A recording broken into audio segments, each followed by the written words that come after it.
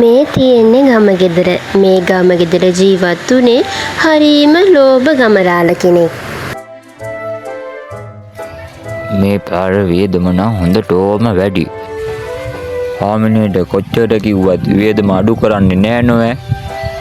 මේ ඉන්නේ ගමහාමිනේ. ගමහාමිනේ නම් හරීම කරුණාවන්තයි. එයාට පුළුවන් විදියට හැමෝටම උදව් කරගෙන ජීවත් වුණා. කෑමට ගේ හරිය මොනවත්ම නැහැ. කොස් ටිකක්වත් කූරු ගා ගන්න ඕනේ. ඉතින් මේ ගමරාල කොච්චර ලෝභද කියනවනම් කෑමට වියදම් කරන්නවත් ගමරාල පොඩ්ඩක්වත් කැමති නැහැ. හාමිනේ මොකක්ද ඔය කරන්නේ? පොල් ගෙඩියක් කියන්නේ සල්ලි මැනිකේ. පොල් ඕනේ නෑ. වතුරෙන් තම්බලා ගත්තා නම්. ඉතින් දවසක් ගමහාමිනේ රාලගේ මේ ලෝභකම නැති කරන්න උපායක් කල්පනා කරා. රාලගේ ලෝභකම එන්නම වැඩි වෙනවා. මොකක් හරි කරන්න ඕනේ මේ රාලගේ ලෝභකම නැති කරන්න. ඔන්න ඉතින් ගම ගෙදරට රාත්‍රියත් උදා වුණා. ගමරාල හොඳටම ගොරව නිදි. රාලට හොඳටම නිින්ද ගිහිල්ලා.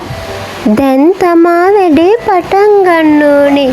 රාලේ පොඩ්ඩක් නැගිටින්නකෝ. මොකද හාමිනේ? රාලේ මං හීනයක් දැක්කා.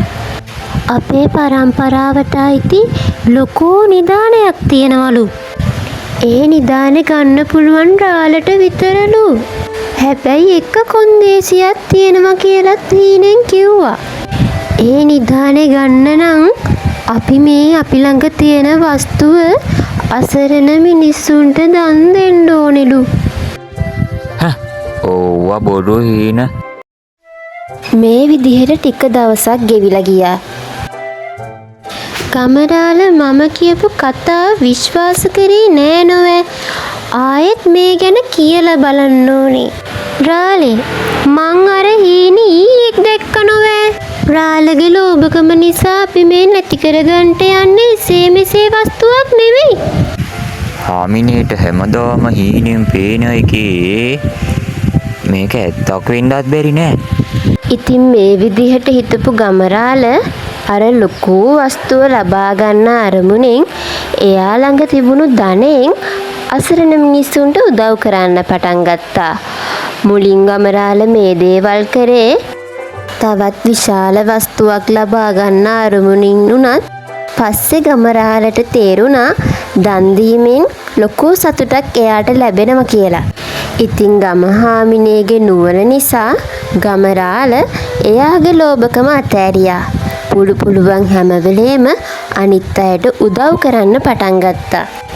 අවසානයේදී ගමරාල තේරුම් ගත්තා සැබෑ වස්තුව කියන්නේ එයාට දැන් මේ මිනිස්සුන්ගෙන් ලැබෙන ආදරය සහ ගෞරවය කියලා. ඉතින් යාළුවනේ කතාව ලස්සනයි නම් අමතක නොකර අපිව සබ්ස්ක්‍රයිබ් කරලා තියන්න.